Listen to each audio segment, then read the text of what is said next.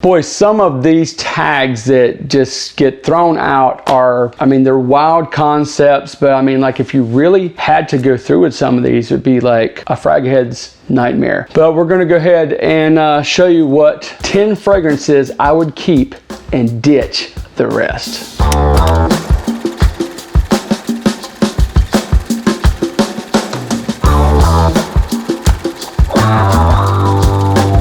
What's up fam, it's Cam and welcome back to CFR. So yes, my boy Mike over at 5280 Scents tagged me to find out what 10 fragrances I would keep out of my collection and just do away with the rest. So what I'm going to do is just give a brief rundown. I think all of these have had a review with the exception of one, which I'll be getting it out here shortly, but you all know enough about these fragrances. I'll go into a little bit about them and why I would keep them, and we just kind of keep things moving along. First fragrance I'm going with is from Imaginary Authors. This one is Memoirs of a Trespasser. Vanilla is one of my favorite notes in fragrance, and especially like in the fall and winter. This is one of the most well done vanilla fragrances. It has some Madagascar vanilla in here. There's some Gaiac wood, but it's kind of like more of a dark vanilla, if that makes any sense. You know, some vanilla is like sweet, can even go like in a gourmand territory. This is more of like a woody, dark vanilla fragrance that just, for me, this is like one of those fragrances that I don't care if I get compliments, I don't care if I get noticed. This is one that I wear out of just pure enjoyment for what I personally like, and it just smells fantastic in colder weather. Next fragrance has a lot of personal emotion attached to it. If you guys have followed me for any time here on the channel, you'll know that I do have a deep love affair with Bleu de Chanel. This fragrance was released in 2010. My son was born in 2011. This was actually the fragrance that I was wearing when I cut his umbilical cord, and it was also the last fragrance that my mom bought for me before she passed away. It was the last purchase of a fragrance before she passed away. So it does have like some really great memories attached to it, but at the same time, this is something that you can wear year round. It's actually like the OG of the blue fragrances. This is the EDT. I do like the EDP. I do like the Parfum, but this is the one that I wear the most. And even now, anytime I wear it, I still get compliments. It's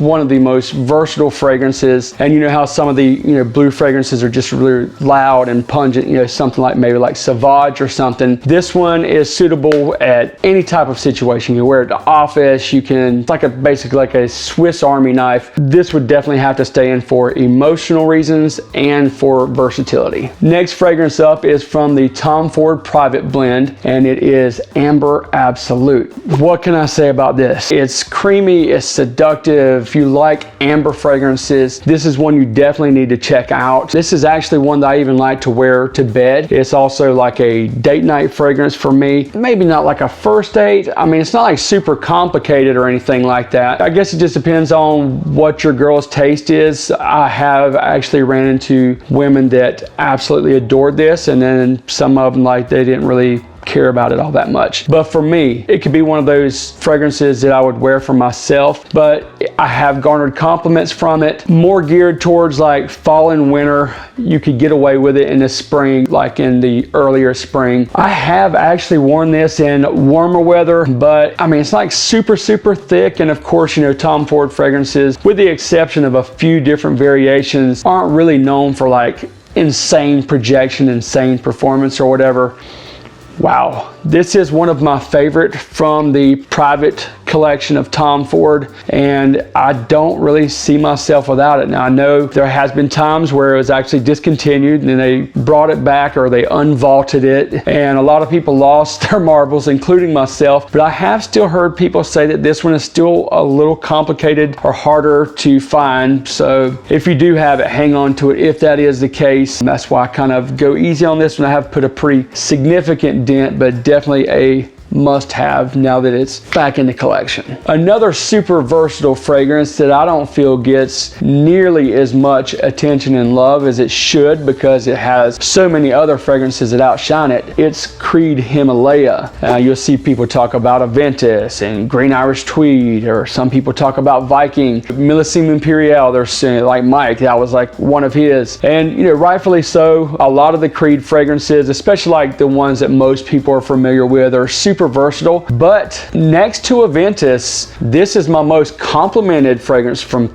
Creed, and it is also like super versatile. This one you can rock in the winter, in the dead of winter, or in like the massive high heat of the summer. It's a bright, it almost has like a metallic note about it. It's unique, but then again, at the same time, it can be worn, you know, year round, any age group. An extremely underrated fragrance that I absolutely adore. Wow, yeah, this is a really good stunner from Creed that doesn't get a whole lot of hype, but should, and I don't think that I could live without it in my collection. Now, you guys know a top 10 must have or keep type of list or whatever would not be complete without a fragrance that has tobacco. So Herod from Parfum de Marly is probably one of the, it was like the first tobacco and vanilla fragrance that I smelled that I just like, wow.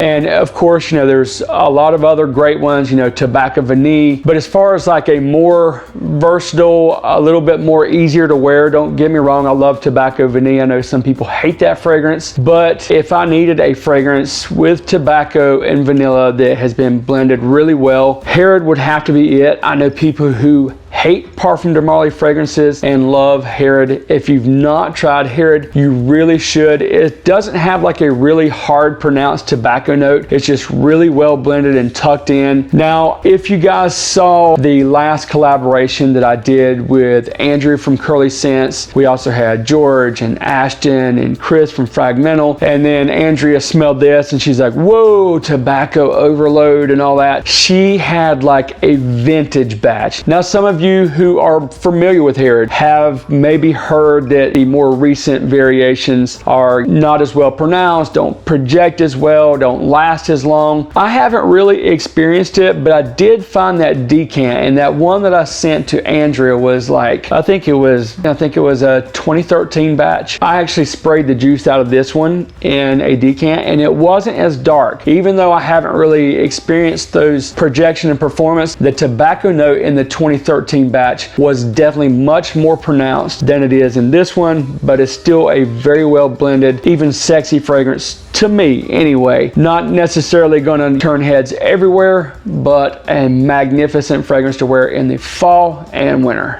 Next fragrance up is definitely one of my most complimented fragrances ever. I can't really think of a time that I wore this fragrance that I didn't get a compliment. And when you think about a boozy fragrance, that doesn't necessarily think that you would yield compliments, but Nazamato's Berionda is one of the most attention grabbing fragrances in my collection. I love to wear it, and it just, you know, by happenstance just gets a lot of attention. I mean, literally, this is a secret weapon. I love their fragrances. I love their atomizers. I don't want to waste it. If you've got it, I don't want to waste a spray of this, but you have seen this in some videos. If not, check. I don't think I've actually done like a full complete review just by itself, but if you check like around Christmas time and fall, I think I had them. Definitely, I know it's at least in 1 or 2 videos. There's more information about this, but it's just a real sexy, creamy, boozy fragrance that women absolutely adore, and I love to wear it. If you need a little secret weapon, I would definitely highly recommend this one. So next fragrance up is actually going to be a DNA that's probably going to be in most people's list. No, it's not Creed Aventus, but some people do compare it as an Aventus type DNA-ish fragrance, or even an Aventus killer. It is Hachivat from Nishane. Now, I just recently smelled this fragrance, and for it to be in my 10 for life, that should say something. Even though I have a deep love affair with Creed Aventus, there are other fragrances that have that Aventus type DNA, like Morning Chest from Valhalla Perfumery, and there's a whole bunch of other ones that people will rattle off of what their favorite is or whatever. This one is absolutely amazing. Very cool presentation, heavy cap, but of course we want to know why the juice would stick around. So this one opens up really, really bright and effervescent with some grapefruit and pineapple and bergamot. Then you've got a really nice, more of a dominant note of patchouli as it starts to dry down, and then you've got kind of like a mossy wood dry down. So it gives you like a really bright and effervescent opening, and then it gets kind of creamy as it goes to the middle mixed with that patchouli. It's not going to be like a super dirty or earthy patchouli. And then on the dry down, you're going to get like that woody oak moss, and it just dries down amazing. And as far as like performance, you know, everybody goes like bananas about this batch and that batch and everything. I have never had problems with the performance of Creed Aventus, but this one actually lasts longer on my skin. If you've not tried Hachivat, I would highly recommend it, and it would definitely have to be in my top 10 for life. Next fragrance up is actually like, I think if it had to get down to one fragrance or maybe like 3, especially like as far as designers, this would definitely have to be it. And you guys have seen me talk about this fragrance numerous times, but it is Allure Sport O Extreme. What can I say about this fragrance? It's perfect. I mean, I remember the very first time I smelled the first Allure, the OG, back in the 90s, the Allure Sport, and then, you know, we got into these bottles, and then got the Allure Homme Sport, Allure Homme Sport O Extreme, and this one's the best. It's like taking all of the different Allure DNAs, putting them all together, and coming with this, and this one just like pulls compliments. It's like a Swiss Army knife, any occasion. Dressed up, dressed down, casual, beach wear, out on the town in the wintertime, whatever. The tonka bean in here, it makes this a awesome winter or fall fragrance. But then the bright citrus notes with the mandarin in here and everything else. Totally versatile for year round. You can wear it summertime, spring, whenever. If you guys didn't have a chance to check out this fragrance going up against Office for Men, it was an absolute landslide. Now that's not a knock to Office, it's just this is that good, and it pulls that many compliments, and it is that attention getting, but at the same time being super versatile. When you're thinking having to narrow it down, like for fragrances, well, I want that one for me, or I need that one for a date or whatever. This is all of that. I love it for personal reasons, date night, any situation, Swiss Army knife. And you can tell like this one has like been banged around in my collection, and I think, if I'm not mistaken, this is either my 3rd or 4th bottle that I've gone through, and it's probably about maybe right here, so it won't be too long till I need another one. So definitely a keeper forever. Now, I didn't mention that these are not in any particular order. They're not. I'm just wanting to give you the fragrances and the reasons, but we're down to the bottom 2. This is one that was actually on my radar for quite some time. I saw Ashton from Gensense do a review on it, which actually kind of piqued my attention, and it's from 8 and Bob. This is Nuit de Megev. Now, actually I had a decan of this, and I was like, wow, this is really, really good. It was on my radar, and then it slid off my radar because I'm constantly buying things to review on the channel, and sometimes I neglect myself for things like that I just want for me, whether I do a review on it or not. This one, wow, I got a good deal on it whenever Twisted Lily went out of business. I got to 30% off, and when I was able to like really spray this liberally, cheapers creepers. Now, when you read the story about this, you know, like what inspired this fragrance, it was like kind of a bougie get together with some really rich folks up at a ski resort around Christmas time. This fragrance, it smells nothing like the story to me, because I was expecting this to be like a really dark and maybe even gourmand. It even has like a note of cloves in here, and I know for some people cloves are like so it's not like that at all. I mean, it's like the best vetiver fragrance I've ever smelled.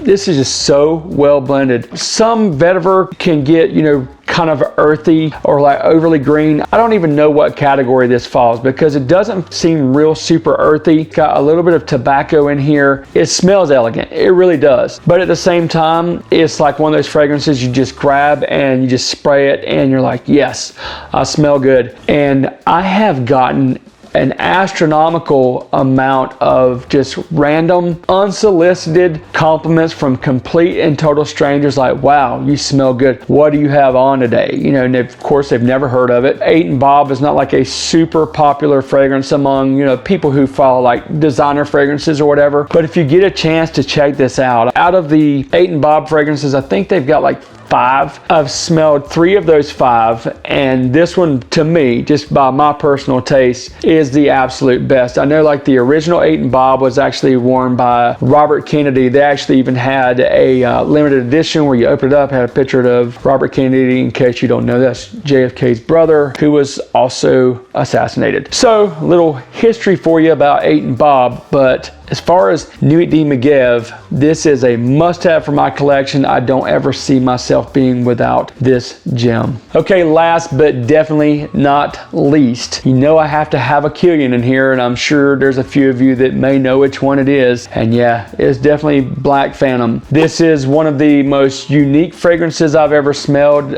It is super sexy. It's got, you know, gourmand notes in here, so I'm a gourmand lover. This is definitely a date night fragrance. It's definitely more of a cold winter fragrance. It's even for me. Sometimes I'll wear a little more daring things in warm weather, which I'm sure since a lot of you have been stuck at the house. I mean, I was talking to Darren the Devil the other day. If you don't know, that's another YouTuber, but he was like, he's told me he'd been wearing like T-Rex. So I was like, you know what? That would actually be a really good idea to wear as like if you had to be on the front lines like I do. I have to be out and about every single day. So I thought T-Rex would be the perfect fragrance to make sure that people have social distance, because that is one loud fragrance. But back to Black Phantom. This is just like the epitome of what I like. I've even mentioned before, like I feel like a lot of Killian's fragrances actually kind of represent my personality. I don't really like say, oh, I'm just like dark and mysterious,